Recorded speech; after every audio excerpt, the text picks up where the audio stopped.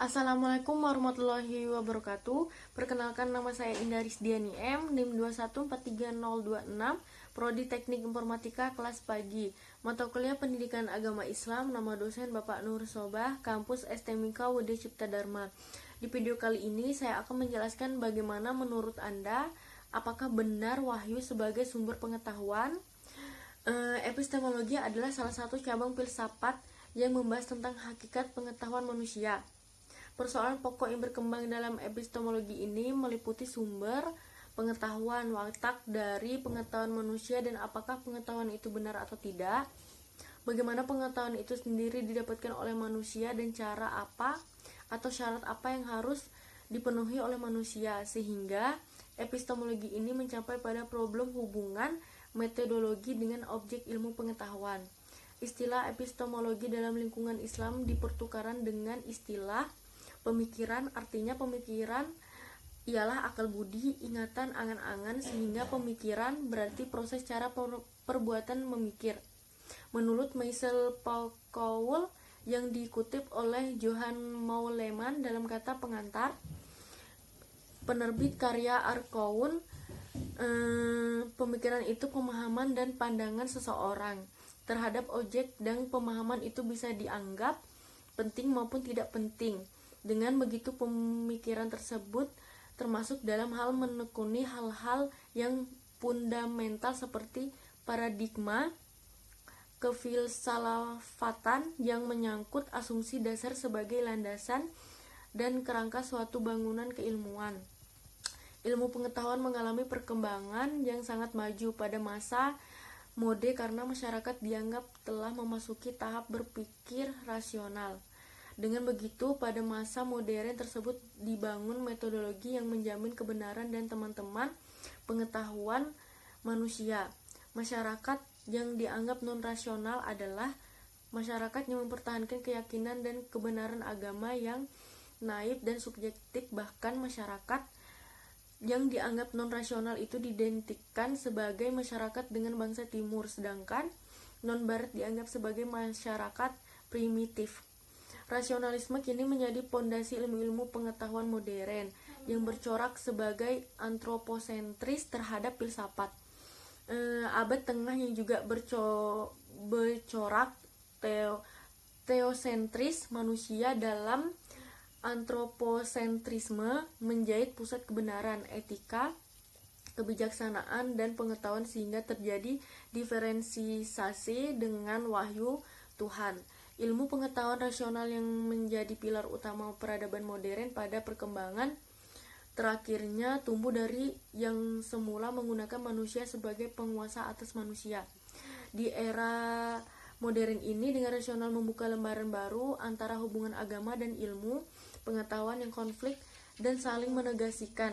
Ambisi ilmu sekuler dalam meninggalkan agama sepertinya akan membawa malapetaka bagi manusia modern, sehingga sepertinya terjadi krisis nilai dan kehidupan yang hampa makna.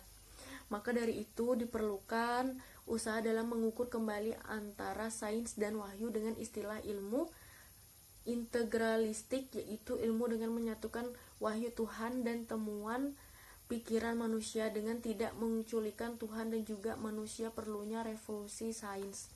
Kekuasaan yang dikuasai oleh idealisme dan empirisme, yang keduanya sama pada tingkat yang berbeda, berencana untuk meninggalkan segala sesuatu di luar yang ada. Empirisme adalah hal yang paling tegas menolak adanya metafisika, bahkan mazhab filsafat yang mencapai kematangan ini menjadi tujuan dalam penolakan metafisika. Konstruksi sains modern kemudian dibangun dengan kokoh menggunakan mesin yang bernama metode hipotetik deduktif. Reston juga menampilkan uji verifikasi dan falsifikasi. Verifikasi merupakan syarat penting bagi metode deduktif agar preposisi yang diajukan dinilai bermakna. Suatu teori atau aksioma dianggap memiliki makna bila secara prinsip dapat diverifikasi.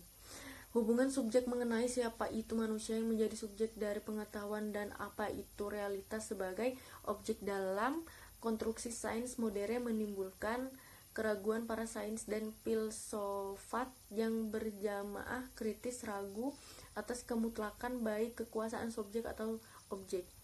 Immanuel Kant, filosof asal Jerman, menyatakan bahwa manusia tidak akan pernah sampai terhadap realitas itu sendiri dikarenakan penglihatan manusia terhadap suatu objek sangat ditentukan oleh perangkat mental yang telah terbentuk dalam pikiran manusia akibat bentuk ruang dan waktu. Pengaruh ruang dan waktu inilah yang dirumuskan oleh Kant sebagai kategori dalam pikiran yang berperan menjadi semacam kacamata bagi penglihatan mata. Pandangan Kant yang menyimpulkan bahwa dalam ilmu pengetahuan manusia tidak akan mencapai satu kepastian, meruntuhkan mitos yang didengungkan sains modern, terutama positivisme logis. Munculnya Kant sebenarnya pada puncaknya positivisme yang diketahui secara universal bahwa ilmu pengetahuan telah dihasilkan oleh beberapa ilmuwan yang mampu menemukan dalil atau hukum-hukum yang sifatnya umum. Logika positifis sains hanya bergerak untuk menguji teori, bukan menghasilkan bagaimana satu perspektif baru dari ilmu pengetahuan, karena perspektif dianggap oleh mencapai suatu kesatuan apabila memiliki cara pandang yang baik terhadap subjek maupun objek yang dilampauinya. Konsep Kuhn tentang paradigma digagas untuk menolak anggapan yang selama ini berkembang di kalangan ilmuwan bahwa ilmu itu terjadi secara kumulatif, di mana kebenaran suatu teori dilaksanakan secara terus-menerus dengan hasil penelitian terbaru yang membuktikan kebenarannya. Bagi pengembangan ilmu, ilmuwan dapat mengkonstruksi paradigma baru dan menawarkan atau dibuat paham tentang paradigma yang ditawarkannya. Setidaknya seorang paham tentang paradigma baru tersebut. Dalam diskurs Al-Quran sebagai paradigma positisme dengan berpandangan bahwa sains modern yang bertumbuh pada rasionalisme bermusuhan dengan agama yang dinilai menyerukan cara berpikir mistis sudah saatnya ditinjau kembali seiring dengan kebutuhan sains modern sebagaimana terungkap dengan perspektif Thomas Kuhn di atas. Ilmuwan pengetahuan yang integralistik menempatkan dua sumber pengetahuan, yaitu Tuhan yang berupa wahyu dan manusia yang berupa akal. Agama menyediakan tolak ukur kebenaran ilmu, bagaimana ilmu diproduksi dan apa tujuan ilmu tersebut. Hak manusia adalah memikirkan dinamika internal ilmu sehingga menjadi ilmu yang objektif.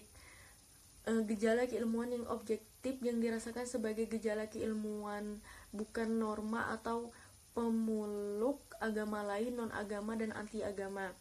Menjadikan wahyu sebagai paradigma berarti menjadikan Al-Quran sebagai dipahami Thomas Kuhn sebagai suatu konstruksi pengetahuan yang memungkinkan umat Islam memahami realitas sebagaimana Al-Quran memahaminya. Konstruksi pengetahuan tersebut akan menjadi dasar bagi umat untuk merumuskan desain sebagai besar mengenai sistem Islam termasuk sistem ilmu pengetahuan. Dengan begitu, paradigma Al-Quran tidak hanya berhenti pada kerangka aksiologis tetapi dapat berfungsi dalam memberi kerangka epistemologis, kerangka terhadap pemikiran studi Al-Quran klasik sampai masa pertengahan. Untuk menjadikan Al-Quran sebagai paradigma memerlukan usaha sehingga bisa dijadikan sumber ilmu pengetahuan. Juga memerlukan revolusi di bidang ilmu Al-Quran dan ilmu tafsir Al-Quran. Konstruksi pemikiran Islam abad pertengahan cenderung ortodoks, menjadi usaha untuk mendekatkan Al-Quran dengan ilmu pengetahuan berjalan terseok-seok beberapa pendapat dalam penafsiran tentang ilmu-ilmu dalam Islam, khususnya Al-Quran dan hadis. Nas Hamid Abu Zaid menyimpulkan bahwa pada masa pertengahan adalah hanya sikap pengulangan karena diantaranya para ulama yang berasumsi bahwa ilmu-ilmu Al-Quran dan hadis termasuk ruang lingkup ilmu yang sudah matang dan final. Para ulama memandang karya tafsir tidak sebagai upaya mendialogkan teks Al-Quran dengan realitas masyarakat yang sedang berlangsung, tetapi pada konsistennya untuk mengikuti jejak ulama terdahulu yang menafsirkan Al-Quran dengan metode akal dengan Al-Quran, As-Sunnah, dan pendapat para sahabat yang tabi'in. Ibnu Taimiyah menegaskan bahwa apabila telah diketahui pengertian atau tafsir Al-Quran dengan As-Sunnah, maka tidak diperlukan lagi pendapat ahli bahasa dan yang lainnya.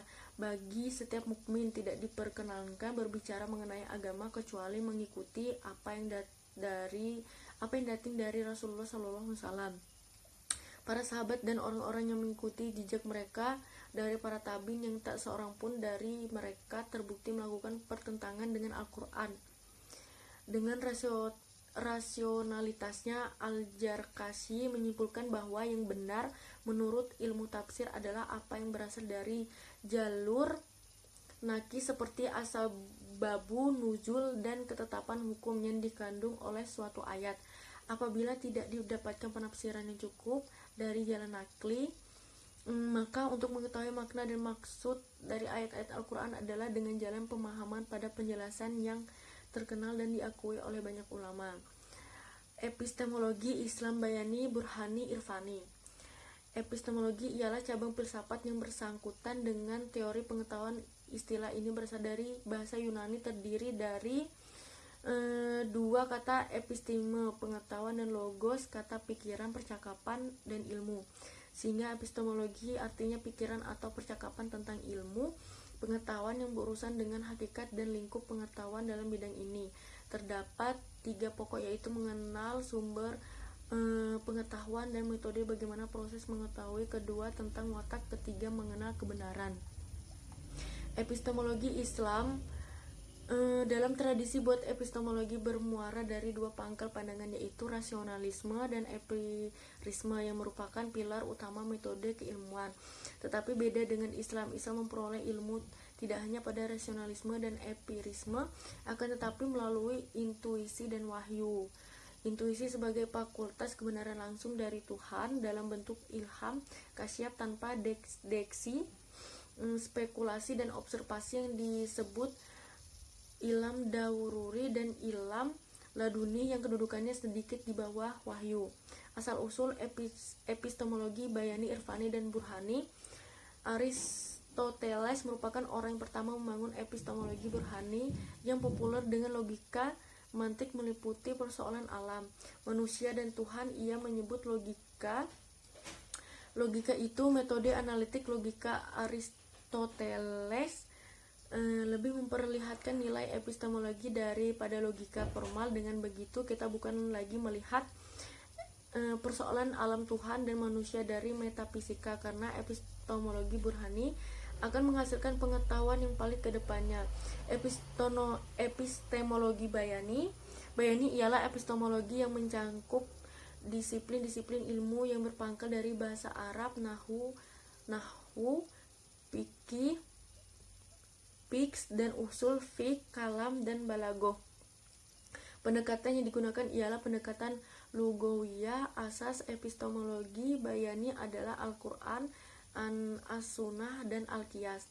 Epistemologi Irfani tidak didasarkan teks seperti Bayani, akan tetapi pada kais, yaitu tersingkapnya rahasia-rahasia realitas Tuhan, karena Irfani tidak diperoleh dalam analisa teks, akan tetapi dengan ruhani, dengan kesucian hati. Pengetahuan Irfani bisa diperoleh dengan 3 tahapan, yaitu persiapan penerimaan dan persiapan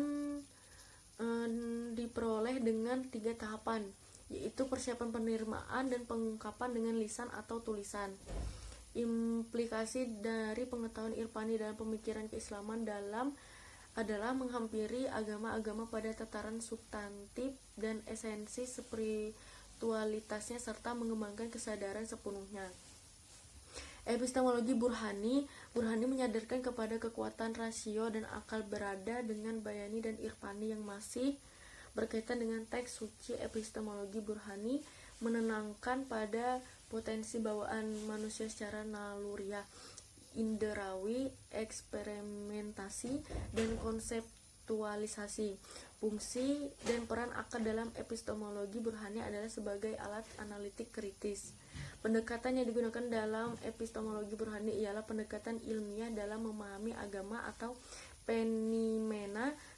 fenomena keagamaan, perbandingan dari 3 epistemologi ialah bayani menghasilkan pengetahuan lewat proses penyatuan rohani kepada Tuhan, dan burhani menghasilkan pengetahuan melalui prinsip-prinsip logika atas pengetahuan sebelumnya yang telah diyakini kebenarannya. Mungkin itu saja video penjelasan dari saya. Jika ada salah, mohon maaf. Terima kasih. Wassalamualaikum warahmatullahi wabarakatuh.